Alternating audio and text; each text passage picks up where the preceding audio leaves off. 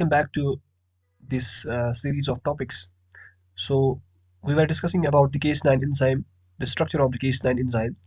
Now moving forward, so basically here we have this Cas9 enzyme, the which contains here the single guide RNA, and it has basically two different recognition lobes. For example, we have the HNH part and the RUVC part, and then we have here this PAM sequence actually. So we can see here this PAM sequence is also present, and here this is the RUVC part, and then we have the HNH part here, and this is the genomic DNA, and here we have this 20 nucleotide of the guide sequence, so that it can bind to this DNA sequence, which is complementarity, having the complementarity with the DNA sequence. When we look here into this genomic DNA, so basically we have here the double strand break. So this shows that how the double strand break occurs in the genomic DNA. Now we also know that the endogenous DNA reappears at the double strand break site. So here we have to repair this double strand break, and we know that this is the endogenous DNA present here.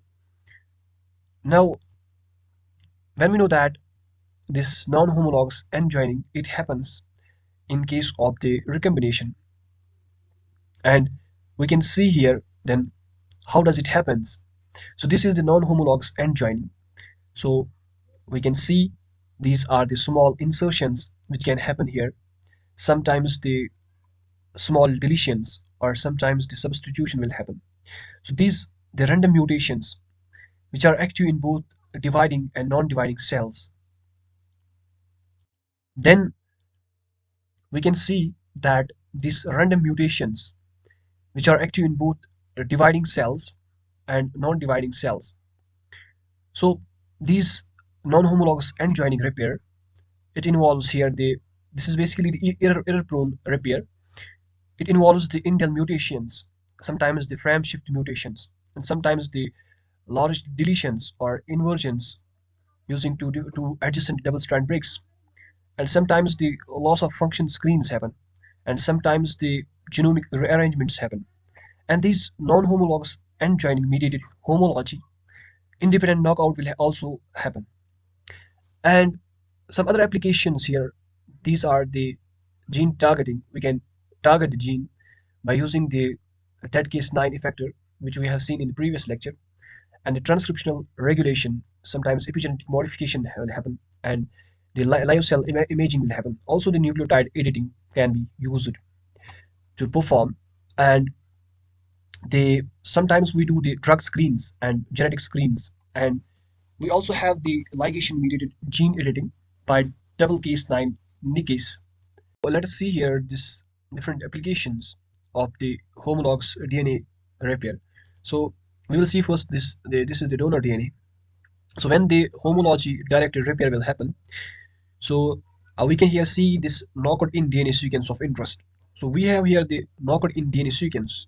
So we knock in this DNA sequence in the endogenous DNAs, and this precise gene modification, which is active in dividing cells having the G2 or S phase active, they have here the high fidelity HDR, that is the homology directed repair, and here this gene insertion happens, or correction of the genes will happen, and we can replace that gene with the correct gene base. And sometimes we can do the precise point mutations also, and sometimes the precise gene knockouts can be done, and we can use the different tags and reporters also, and also the gain of function mutations are done through this repair. So overall we have seen here the how exactly this happens in case of the CRISPR-Cas9 system, and how this CRISPR-Cas9 system helps us to perform these wide varieties of different processes and different types of the modifications, and we perform the editing in a very comprehensive way. So this was all about this CRISPR-Cas9 system.